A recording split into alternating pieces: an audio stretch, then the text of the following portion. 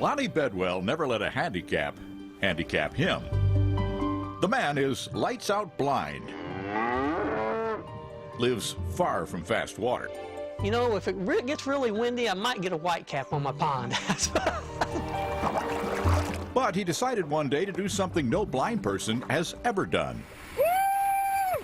Paddle a kayak the entire length of the Colorado River, 226 miles through the Grand Canyon, some of the most treacherous rapids in the world.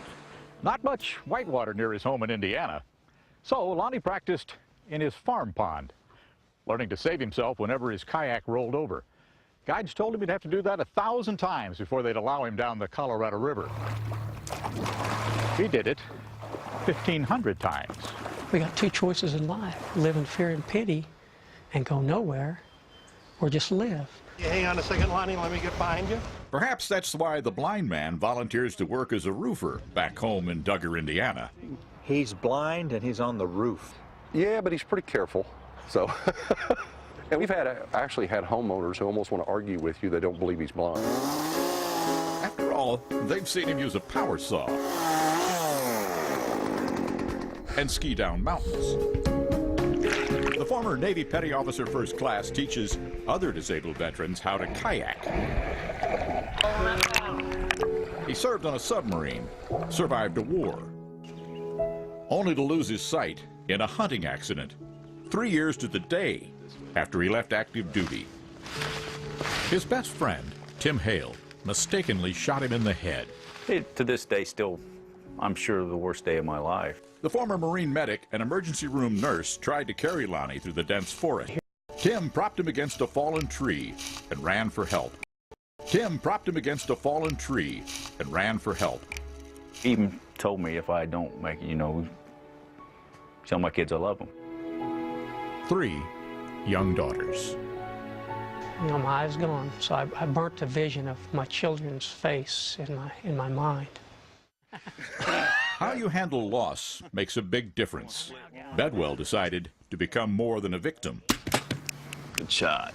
The blind man became a beacon, guiding Tim Hale from the darkness of what he'd done. He doesn't know, but he's helped me from just me watching him just go on. Living life on his own terms. Fedwell refused therapy at a veterans hospital for a dozen years until his last daughter was grown. Locked in the darkness of his mind, Lonny Fedwell was once afraid to even mow his lawn, until his daughter Taylor, who was 5 at the time, told him. She said, "Well, Daddy," she said, "I'll help you." I said, "All right, girl." I said, "If you got the guts," I said, "let's try it." Together, they cut the grass. To that little girl right there, my name's still Daddy. To that little girl right there, I can still do anything in this world. Finally, with the girls now gone, the single dad had time to do more than dream. All right, we're going to go hard left here. We're going to catch an eddy on the left. A team of disabled veterans guided him down the Colorado River. On me. Their voices, like foghorns, warned him of danger. There you go, nice and easy, nice and easy. Most kayakers have to see where the rocks are. How did you do it? Yeah, I told them not to tell me about them. Fedwell's blindness was not an excuse. It helped him see more clearly than most. Yes, that boy!